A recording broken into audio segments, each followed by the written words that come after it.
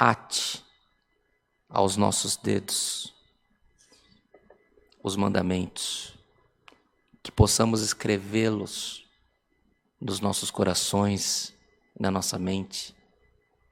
Há diversas linhas de religião. Creio os católicos e também os judeus e várias outras linhas, que eles andam com uma cordinha nas mãos. Cada bolinha é uma oração e há o compromisso de ele fazer o ciclo das orações enquanto ele estiver acordado. Ate aos teus dedos a lei do Senhor. Ate na tua mente, no teu coração, as leis do Senhor.